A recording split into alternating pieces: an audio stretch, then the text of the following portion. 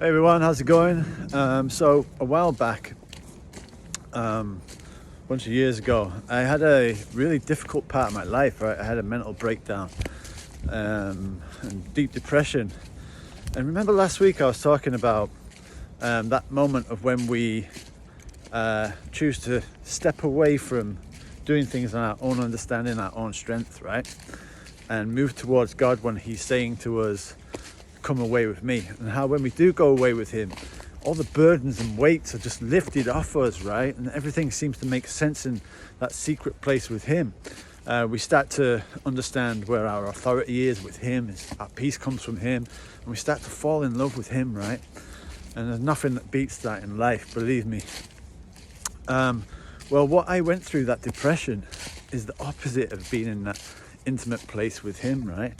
And I didn't get there all of a sudden. It happened bit by bit, right? And it was so weird. I'd never experienced anything like it, right? And it all happened because I'd neglected that secret place with God, that intimate place with Him, right? Basically, I'd been a missionary for 13 years, and I'd been a missionary in China for 13 years with my family. And then God moved us out of there, and to cut a very long story short, He said to move to America to join a friend's ministry out there. So we moved to India, where my wife's from, and I thought it'd be quick. The visa would happen pretty quickly, right? But it didn't.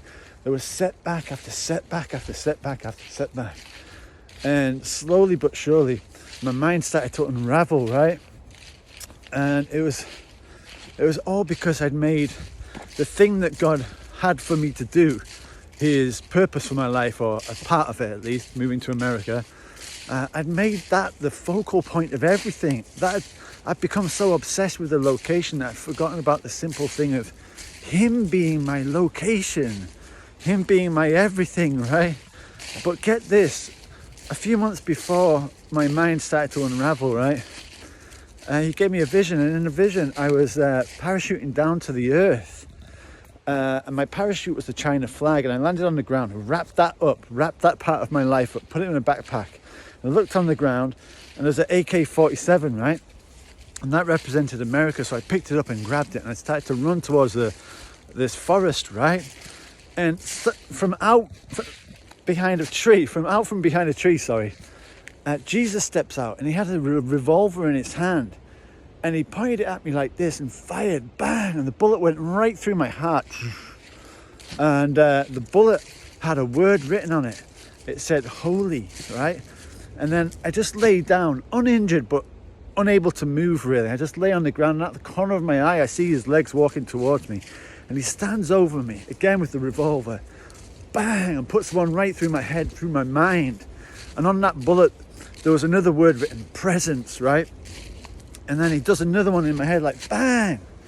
And on that bullet, there was another word written, worship. So holy presence, worship, right? Man. And at that point, right, I was okay when He gave me that vision. So I didn't really understand what that meant. And so I kind of put it on the back burner, right? But while I was going through my struggle, He brought it back up to me. And He said, James, I love you too much for you just to go racing on to the next thing I've given you to do. Because if you keep doing this, you're gonna crumble out there, and the enemy's gonna chew you up. You've got to remember that I am your location. I am the focal point of your life, right? Like it says in Ephesians, that He has made us holy, blameless before Him in love. This is the whole point of everything, right? It's the whole purpose of our lives is so that we can be intimate with God, so we can know Him, walk with Him. Man, and I missed it. Right, bit by bit, I missed it. And so this is the question that God has for you now, right? Is, where's your head at right now? Right? Will you come away with Him? I keep going on about intimacy with God as being the absolute utmost thing, right? The first commandment, the greatest commandment. Love the Lord your God with all your heart, mind, soul, and strength. Because the flip side of that coin is what I went through. And believe me, you don't want to go through anything like that. It's awful. So where's your head at today? Do you realize that you're holy, blameless before Him in love? If you know Jesus, you are. Okay, make that your focal point.